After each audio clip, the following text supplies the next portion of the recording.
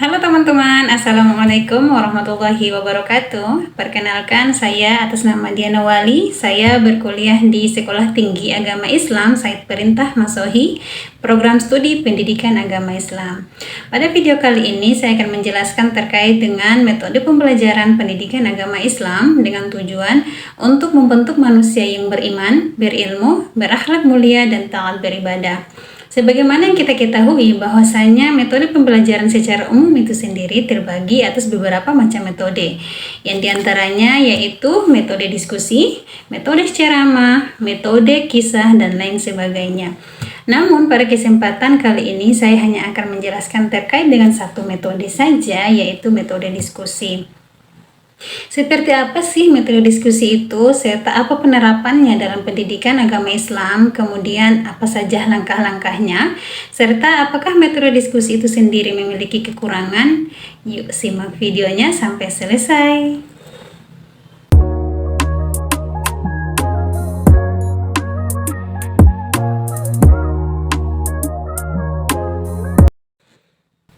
Oke baik, sebagaimana yang telah saya sampaikan di awal bahwa pada kesempatan kali ini saya akan menjelaskan terkait dengan metode diskusi, di mana metode diskusi merupakan cara mengajar yang dalam pembahasan dan penyajian materinya melalui suatu problema atau pertanyaan yang harus diselesaikan berdasarkan pendapat dan keputusan secara bersama.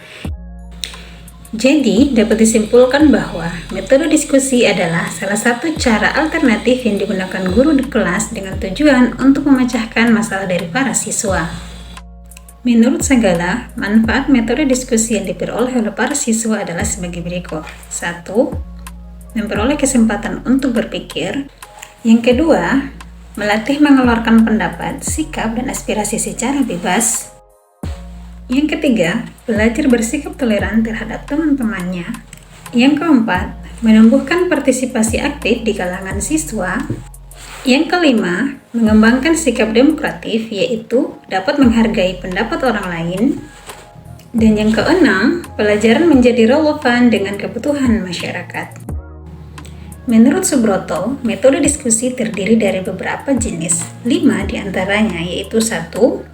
Diskusi kelas. Diskusi kelas atau juga yang disebut dengan diskusi kelompok adalah proses pemecahan masalah yang dilakukan oleh seluruh anggota kelas sebagai peserta diskusi. Yang kedua, diskusi kelompok kecil. Diskusi kelompok kecil dilakukan dengan membagi siswa dalam kelompok-kelompok dengan jumlah anggota kelompok antara 3-5 orang. Yang ketiga, simposium. Simposium adalah metode mengajar yang membahas suatu persoalan dipandang dari berbagai sudut pandang berdasarkan keahlian. Simposium itu sendiri dilakukan untuk memberi wawasan yang luas kepada siswa. Yang keempat, diskusi panel. Diskusi panel adalah pembahasan suatu masalah yang dilakukan oleh beberapa orang penulis peninjau yang biasanya terdiri dari 4-5 orang di depan audiensi. Yang kelima, Buzz Group, di mana bentuk diskusi ini terdiri dari kelas yang dibagi menjadi kelompok-kelompok kecil yang berjumlah antara 3-4 peserta.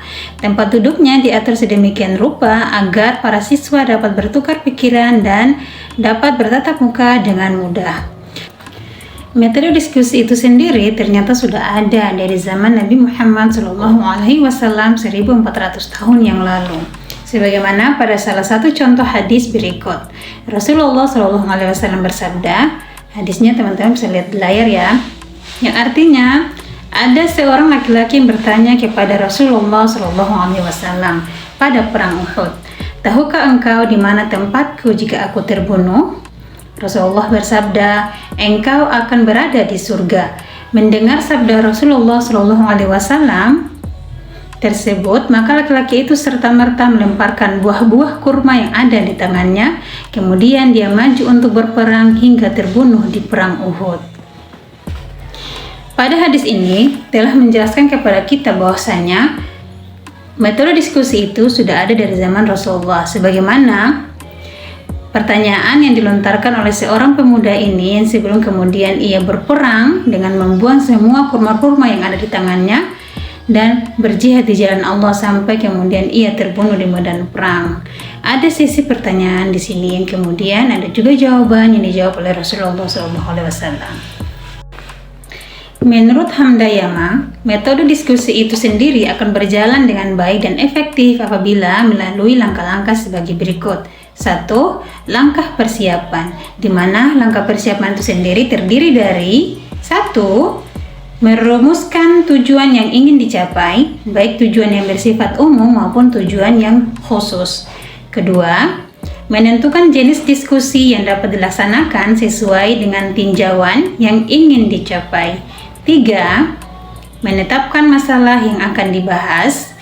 Dan yang keempat, mempersiapkan segala sesuatu yang berhubungan dengan teknis pelaksanaan diskusi. Misalnya, ruang kelas dengan segala fasilitasnya, petugas-petugas diskusi seperti moderator, notulis, dan tim perumus manakala diperlukan.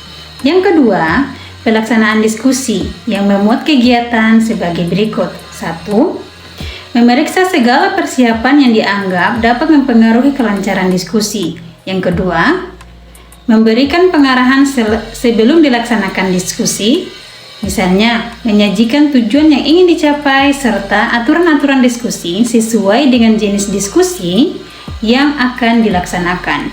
Yang ketiga, melaksanakan diskusi sesuai dengan aturan main yang telah ditetapkan.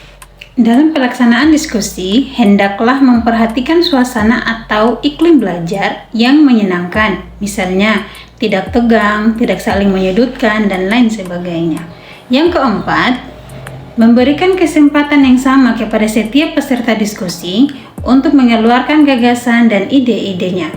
Dan yang kelima, mengendalikan pembicaraan kepada pokok persoalan yang sedang dibahas. Hal ini sangat penting sebab tanpa pengendalian biasanya arah pembahasan menjadi melebar dan tidak fokus. Yang ketiga, menutup diskusi. Dalam menutup diskusi hendaknya melakukan 1. Membuat pokok-pokok pembahasan sebagai kesimpulan sesuai dengan hasil diskusi. Dan yang kedua, mereview jalannya diskusi dengan meminta pendapat dari seluruh peserta diskusi sebagai umpan balik untuk perbaikan selanjutnya. Dengan adanya metode diskusi dapat menghadirkan beberapa hal. Yang pertama, suasana kelas lebih hidup sebab siswa menyerahkan perhatian atau pikirannya kepada masalah yang sedang didiskusikan. Yang kedua, dapat menaikkan prestasi kepribadian individu seperti sikap toleran, demokrasi, berpikir kritis, sistematis, dan sebagainya. Yang ketiga, kesimpulan diskusi mudah dipahami siswa karena mereka mengikuti proses berpikir sampai pada proses kesimpulan. Yang keempat, adanya kesadaran pada siswa dalam mengikuti dan mematuhi aturan-aturan yang berlaku dalam diskusi merupakan refleksi kejiwaan dan sikap mereka untuk berdisiplin dan menghargai pendapat orang lain. Yang kelima, membantu murid dalam mengambil keputusan yang lebih baik. Dan yang keenam, tidak terjebak dalam pemikiran individu yang terkadang sudah penuh prasangka dan sempit. Dengan diskusi, seseorang dapat mempertimbangkan alasan-alasan atau pikiran-pikiran orang lain. Di balik keunggulan metode diskusi itu sendiri, ternyata metode diskusi memiliki kekurangan. Apa saja sih kekurangan-kekurangannya? Kekurangannya yang pertama adalah adanya sebagian siswa yang kurang berpartisipasi secara aktif dalam diskusi, acuh tak acuh, dan tidak ikut bertanggung jawab terhadap hasil diskusi. Yang kedua, sulit meramalkan hasil yang ingin dicapai karena penggunaan waktu yang terlalu panjang. Dan yang ketiga, para siswa mengalami kesulitan mengeluarkan ide-ide atau pendapat mereka secara ilmiah dan sistematis.